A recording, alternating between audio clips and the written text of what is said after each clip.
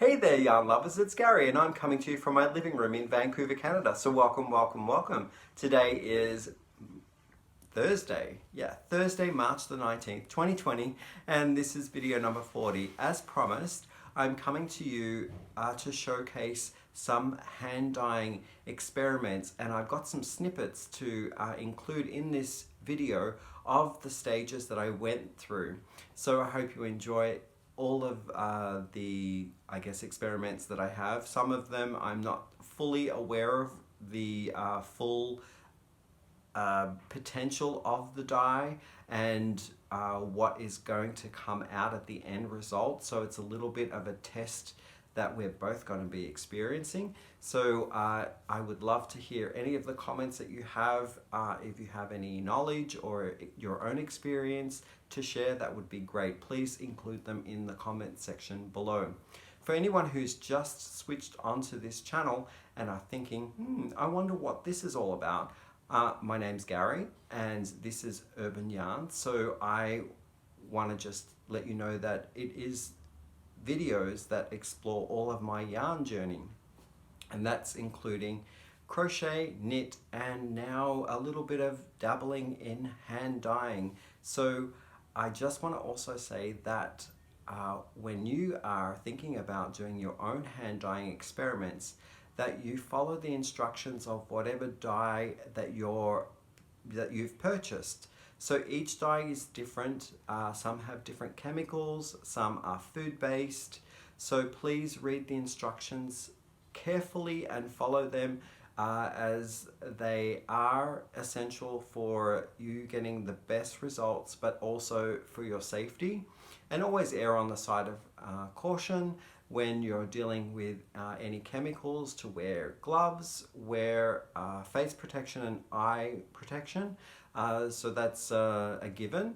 And when you're using apparatus like a pot or a tray to do your dyeing in, please be aware that those items should be dedicated just for the dyeing of the yarn and should not cross over into cooking your food. There are certain contaminants that will remain in or on the surface of that could potentially be hazardous if you were to cook in them your meals. So please use dedicated implements that are separate from your cooking utensils or your pots. So yeah, let's get stuck into the videos. I'm really excited to show you what I went through to get to the end results. Okay, and I'll be back at the end to show you how they compare. And right. I'm just here at the beginning of the experiment that I'm going to do with my dyes and my yarn base. So I wanted to get a little snippet in here of before I get going and to talk a little bit about the materials and also the dyes and some thoughts about what I'm going to do with the experiment. So we have yarn here that I purchased from hobiumyarns.com, and I got a 5-pack of this natural wool, so it's 100% wool, from them when they were having their 40% discount, and I believe each of these skeins worked out to be a matter of, I think, $4 or $5 each. And I also purchased 5 of these in a bundle, and they're a different weight. This is a sports weight, and they were, I'm guessing as well, maybe $3 or $4 a skein. So let's look at the first yarn here in Hanks. It's from the Lamia collection called Natural Wool, and it's 100% wool in this lovely worsted weight natural color, off-white. So the color that I'm proposing to dye will have a nice base to start off with. So that's really nice. It's very soft. It's not itchy at all. So the quality of the wool is already soft. So I'm wondering how the dye will take to it and what it will do to the feel of the yarn. And they suggest in the washing care instructions that you hand wash and lay flat to dry. So the next one that I'm going to try my dye experimenting on is this brand called Madame Tricot Paris, and this collection is called Cashmere Gold. It's a sport weight yarn, also a very natural neutral color for the dye to sit on. And in each skein you get 100 grams, which gives you 320 meters. And this one has slightly different care instructions. It says that you can machine wash this one, and a P in a circle or a cross through a square. So maybe this is a lay flat to dry scenario. The fiber content in this one is a mix of 55% wool and 40% acrylic and 5% cashmere. It's very, very soft. So my thoughts are, heading into this experiment, which may change, is to tonalize these two here, speckle these ones here, so these will be swimming in a bubbly mixture of dye water, and these two will be simmering wrapped in cellophane, or it's a saran wrap I should say, and this one I might leave to see what the original state was as a comparison. These ones are up for anything goes. I might decide on the day of whether I have a lot of color left over in the dye pot to soak those ones in. The dye that I'm using and trying out will be this dye here called, let that focus, there we go. It's called Ciba WashFast Acid Dye, and this color is turquoise. So these are powdered form dyes that dissolve quite quickly in water, or you could sprinkle these using a mesh tea strainer to get speckles throughout the yarn. This one is green. Then I went to Michael's and I bought these packs of Rit and got a golden yellow, and I got a teal. So really looking forward to seeing how they both work out. And this one is saying that it's not very good for 100% polyester or acrylic. So it may not be a good solution for the Madame Tricot Paris, because that does have 40% acrylic in it, but I'm still willing to give it a go because it might actually adhere to whatever content is in there that's the wool factor. So we might get some interesting results with that one. So yeah, I will soak these all tonight, give them a nice 24-hour overnight soaking so that they're all ready to go for my next chance that I get when I begin to dye. All right, I'll see you in the next clip.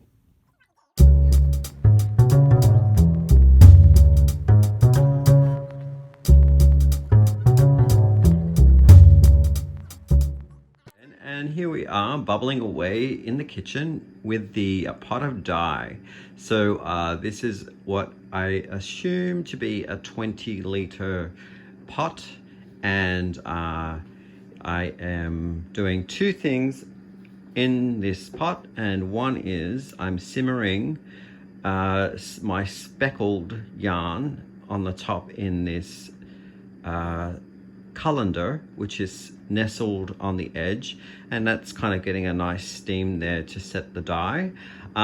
These yarns were pre-soaked in water with a little bit of vinegar, and so I will do a little bit of a show and tell when I rinse them, just to show what they look like after they've had a bit of a steam. So I'm leaving them in for roughly around 45 minutes to an hour. Okay, here we are back again. I've got both my hands on the camera, and I am just showing you what was underneath the colander. So it is a bubbling, simmering water of dye and wool-based yarn, and I'm doing a teal color. No, sorry, it's turquoise. So I did a little bit of speckling, and I'm hoping, praying that through the simmering of the speckled colander on top, that anything that sort of like drips down into the water bath will also create some sort of interesting effect on top of the dye here. So yeah, it will be very difficult to replicate. So I've put in maybe 4 skeins in this dye bath, and yeah, so we will come back and see how they wash up in the rinse. And here are my rolls that I had speckled, and I have them cooling off right now. What I'm thinking of doing is rinsing them up, checking to see what results I get, and if I feel that it needs a little bit more after the soak, a little bit more coloration, I have the remainder of the turquoise in the water below, and I will just put the skeins back in to the turquoise and try and get maybe a coating of turquoise, faded turquoise throughout. So yeah, we'll have a look once I rinse them after they cool off.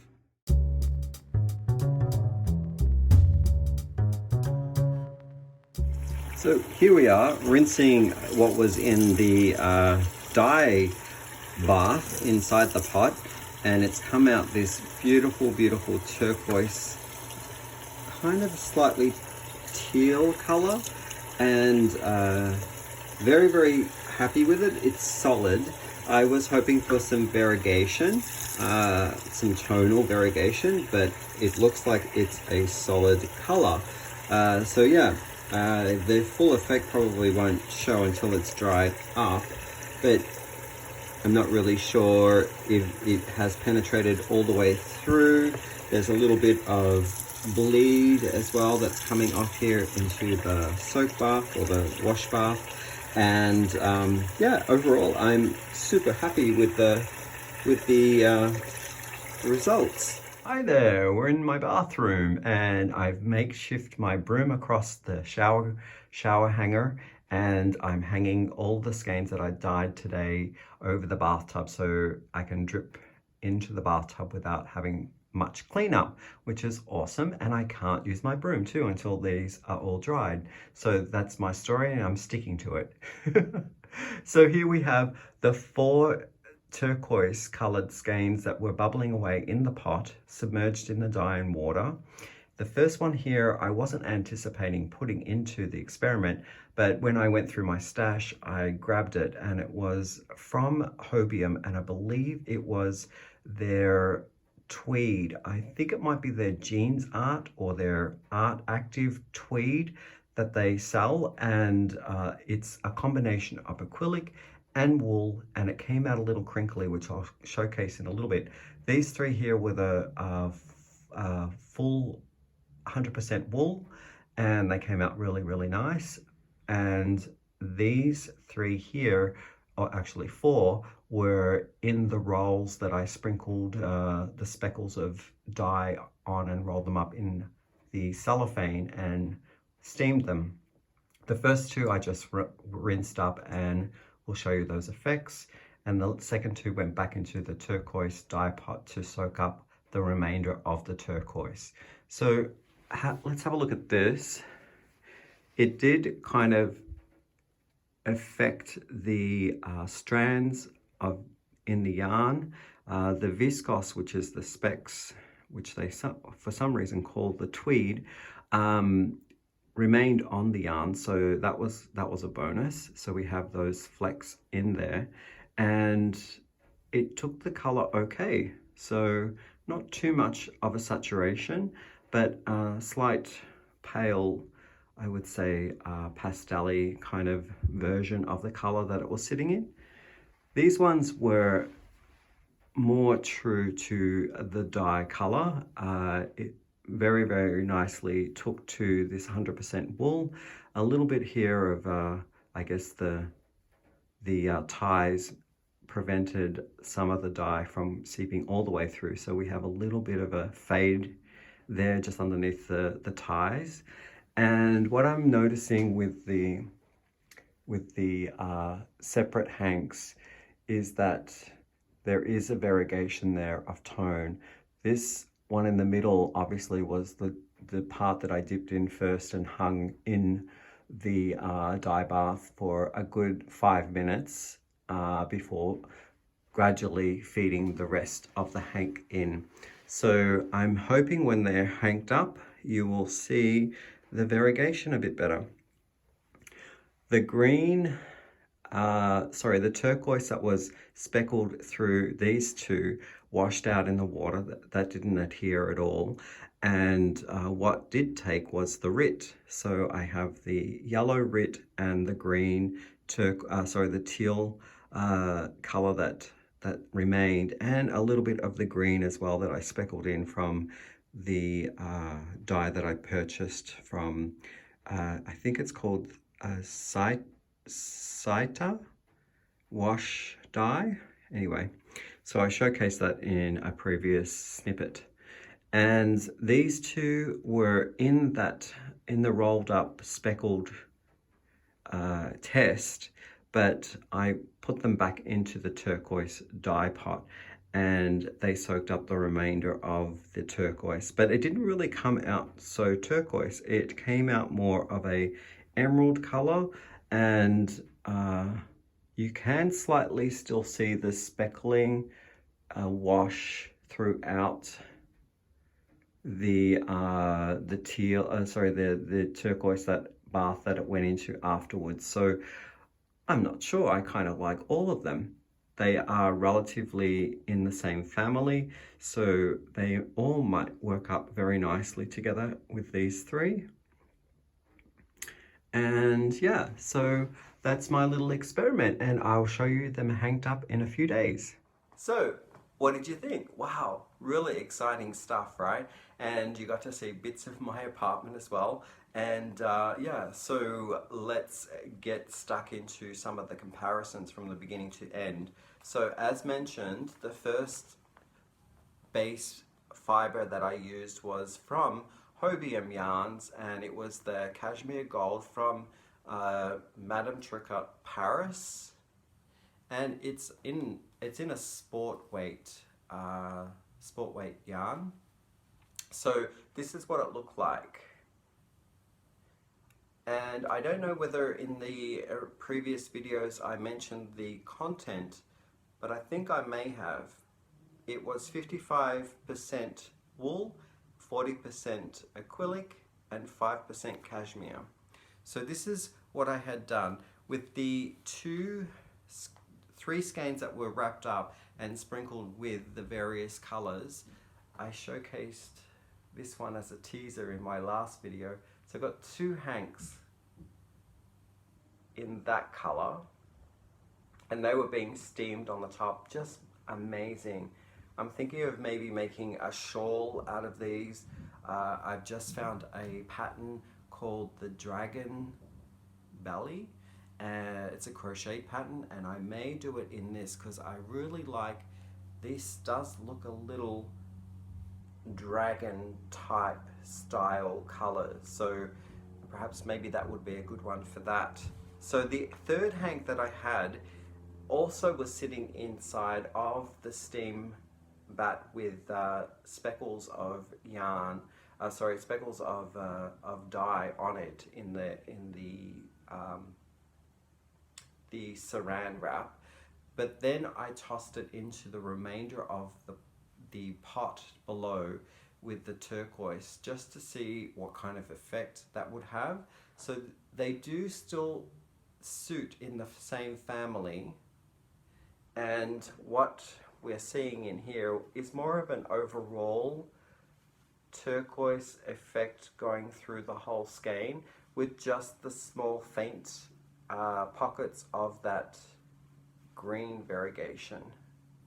So you can sort of see that there. Really love doing that, and I think what I might do with Hobium is go back and buy some more of the Madame Tricot Paris in the cashmere gold to do more of those color experiments. The second one here is the base here from Hobium yarns again, and this was Lamia natural wool, 100% wool, and it was in this beige color base. And what I had done with these skeins was I threw these three into the bottom of the pot in the turquoise color, and this is how they worked up. So not as a noticeable color variation as the previous set that were speckled and sitting steaming on the top portion of the pot, but you can actually see a little bit of the base coming through ever so slightly. So it's kind of not a full saturated dye experiment. It does have some base coming through, which is really, really nice.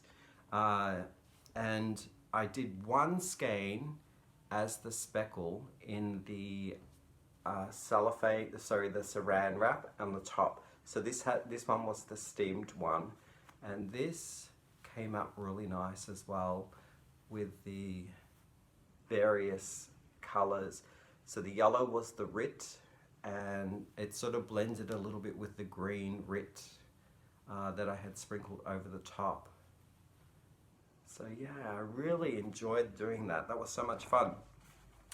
And the final one that I threw in that was a little bit of a soak up of what was left in the bottom pot for the turquoise. I noticed that there was a little bit of turquoise still in the water, so I grabbed the Yarn Art Tweed from Hobium Yarns, and this one is a 30% wool, 60% acrylic, and 10% viscose. I grabbed, this is the base for the soak up that I did right at the end, and it came out like this. Just amazing. I thought that it fried up the fibers that were acrylic a little bit, but after it drying, it's totally fine. It's just the same feel as the original. So I'm going to do a lot more of the soak up as well, like have these balls ready to go if there's a little bit of over dye in the water, so I can soak up what dye is left in the pot, the dye pot. So if I can get results like this, I'm super happy about that. And that is all of the show and tell for my first experiment. So as I said, I am getting another purchase order of the Bear yarn from Knit Picks in the sport weight and the DK weight, and I am testing out new colors that I got too. So I'm really looking forward to showing those in future videos. So I hope you enjoyed that. If you did, please give me a like, a thumbs up, subscribe if you are new to the channel, and I will see you in the next video. Thanks for watching. Bye now.